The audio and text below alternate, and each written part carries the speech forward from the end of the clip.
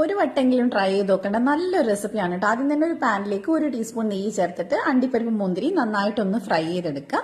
ഇനി നമുക്ക് വേണ്ടത് സേമിയാണ്. അപ്പൊ അതിന് വേണ്ടിയിട്ട് ഞാൻ 1 കപ്പ് സേമിയ എടുത്തിട്ടുണ്ട്. അത് നമുക്ക് ആ നെയ്യിൽ തന്നെ ഒന്ന് വറുത്തെടുക്കാം.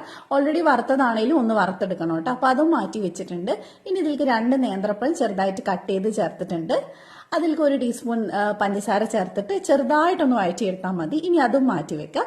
ഇനി ഒരു പാനിലേക്ക് 1 കപ്പ് പാലും 1 ടീസ്പൂൺ നെയ്യും പിന്നെ റോസ്റ്റ് ചെയ്തിട്ടുള്ള വേർമിസിലിയും ചേർത്ത് കൊടുക്കുക. കൂടെ 1 ടീസ്പൂൺ പഞ്ചസാരയും ചേർത്തിട്ട് മീഡിയം ഫ്ലെയിമിൽ ഇതിനൊന്ന് വേവിച്ചൊന്ന് വറ്റിച്ചെടുക്കുക. ഇത്രയും മതി. ഇനി ഒരു മിക്സിഡ് ജാറിലേക്ക് 5 മുട്ട, 4 ഏലക്ക, 6 ടേബിൾ സ്പൂൺ പഞ്ചസാര, 1/4 കപ്പ് പാല്, 1 നുള്ളു ഉപ്പ് ചേർത്ത് അടിച്ചെടുക്കുക. ഇതിലേക്ക് നമ്മൾ വേവിച്ച് വെച്ചിട്ടുള്ള സേമിയും അതുപോലെ തന്നെ നേന്ത്രപ്പഴവും പിന്നെ അണ്ടിപ്പരിപ്പ് മുന്തിരിയും ചേർത്തിട്ട് നന്നായിട്ട് നമുക്കൊന്ന് മിക്സ് ചെയ്തെടുക്കാം. ഇനി നെയ്യ് തടവിയിട്ടുള്ള ഒരു പാനിലേക്ക് നമുക്ക് ഇത് ഒഴിച്ചു കൊടുക്കാം. അതിനുശേഷം അടിയിൽ ഒരു പാൻ വെച്ചിട്ട് മേലെ വേണം ഇത് വെച്ചു കൊടുക്കാൻ. ഒരു 15-20 മിനിറ്റ് വരെ വേവിച്ചെടുക്കുക. തിരിച്ചിട്ടിട്ട് ഒരു 2 മിനിറ്റും കൂടെ വേവിച്ചെടുക്കുക. ഇനി നമുക്ക് സെർവ് ചെയ്യാം. ട്രൈ ചെയ്യുക, ഇഷ്ടമായിട്ട് ഫോളോ ചെയ്യുക. താങ്ക്